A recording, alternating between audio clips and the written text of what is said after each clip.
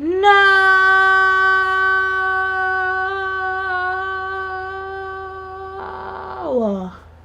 Oh my god, this is detrimental!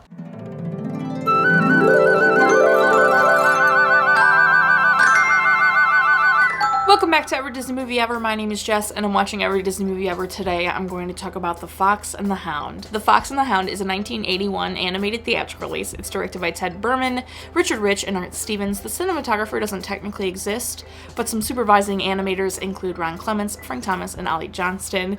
It's edited by James Melton and Jim Koford. The music is by Buddy Baker, and it's written by Larry Clements, as well as a lot of other story artists on the film. I will list them here.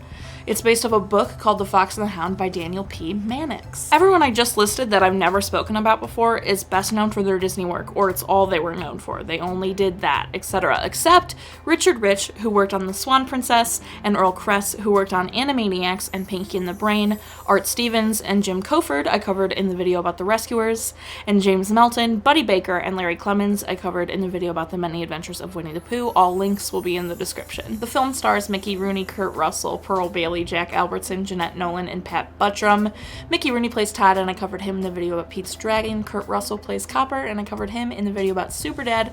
Jeanette Nolan plays Widow Tweed, and I covered her in the video about Sky's the Limit. Pearl Bailey plays Big Mama, and she's best known for Porgy and Bess, ABC After School Specials, Carmen Jones, and this. Jack Albertson plays Amos Slade, and he's best known for Willy Wonka and the Chocolate Factory, The Poseidon Adventure, The Subject Was Roses, and this. Pat Buttram plays Chief, and he's best known for Back to the Future 3 and his Disney work. Wolfgang Reitherman read the novel and proposed it to Disney as their next animated feature. They accepted, and he was the original director with co-director Art Stevens. There was a lot of drama. Wolfgang Reitherman didn't trust Art Stevens because he was such a young man, and Wolfgang Reitherman had been doing it for quite some time. But Ron Miller, the producer, often sided with Stevens, and that caused even more drama.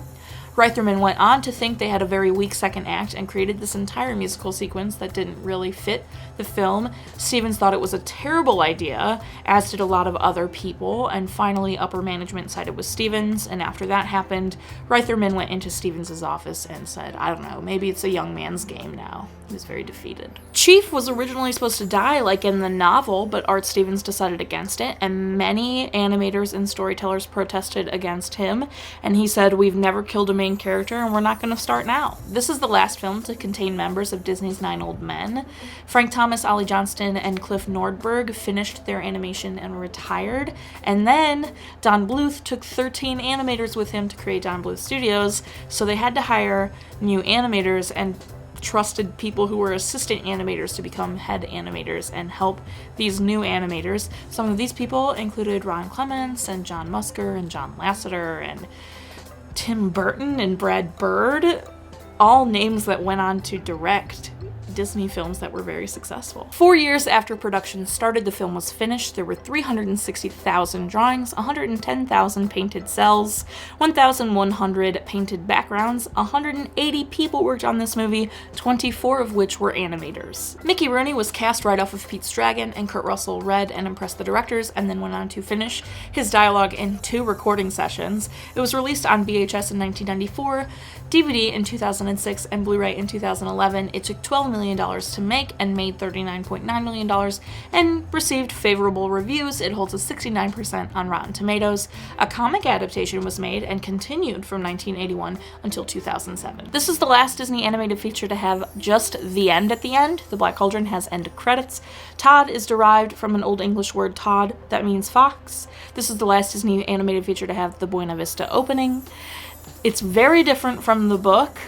They even show blood in the animation, and there are a lot of goofs, so if you want to see those, I will link that in the description. For those of you who don't know, The Fox and the Hound is about a fox named Todd and a hound named Copper being friends when they're younger, but Copper is raised as a hunting dog and cannot technically be friends with a fox because he's supposed to hunt a fox, and just how their friendship progresses, I guess, is the best way to put that. The opening smoke looked very real to me. I forgot it was an animation for a second, or if it had a real life opening. The music was also very dark, which made me realize I haven't seen this movie in a very long time. I have seen this movie before. I loved it. I remember it making me cry, but I realized I haven't seen it in a very long time because I didn't remember the opening. The movie does start off with a parent death. It is not seen nor said, but it's technically heard.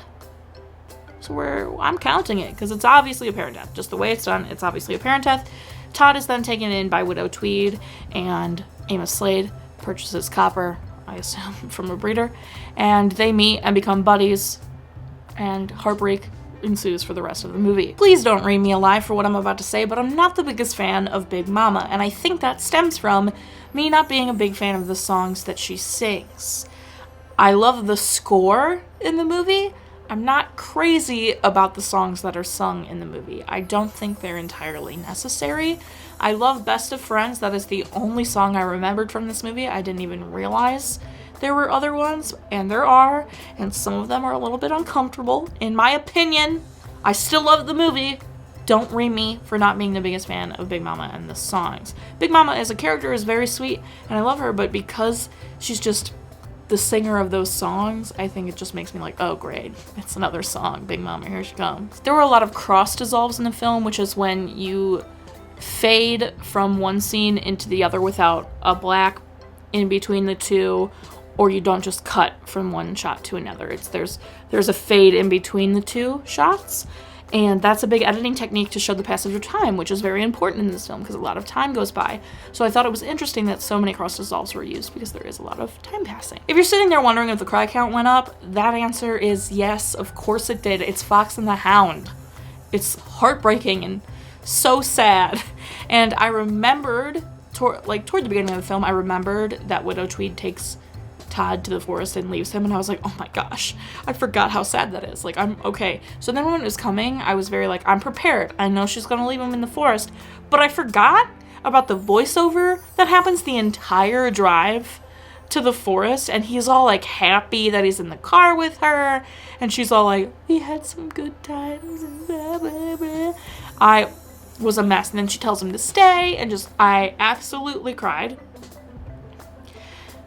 As a child, I never realized that Amos Slade breaks the law in trying to hunt Todd. I didn't realize she took him to a game preserve where it's illegal to hunt. I just always thought he found out that she took him somewhere and he goes to hunt him. I never noticed when I was a child that he breaks barbed wire to illegally hunt Todd. And y'all, I cried a second time in this movie when Copper stands over Todd to protect him. I was a sobbing mess. It was not cute. Obviously, I'm counting the cry count as 1 because the movie made me cry. It's not like I'm going to count it as 2 because I cried 2 separate times. That's not how that's going to work. It's going to count as 1 cry count, but that happened. I cried hard. Only a couple Disney movies have done that to me. Believe it or not, that's all I have for The Fox and the Hound. What can I say about it? It's an absolute treasure. It's an absolute classic. It's so, so good. However, when I was little, I thought the movie was so long. Now I don't, because I've watched some excruciatingly boring Disney movies, so I know what long feels like. But I'm also not a huge fan of the songs, so I think I'm going to be giving this 8 foxes out of 10 hounds. Our total movie count is... Our parent death toll is... Our cry count is... If you want to keep up with what movie I'm watching when, follow me on Instagram or Twitter, and you will find out what movie I'm watching when. I put out videos every Monday and Friday. Until next time, comment, like, subscribe, but I'm not sure if you are. So you do you, and honestly, don't be Amos Slade about it. Or Chief. We're the best of friends, having so much fun. Why does that kind of sound like Willy Wonka?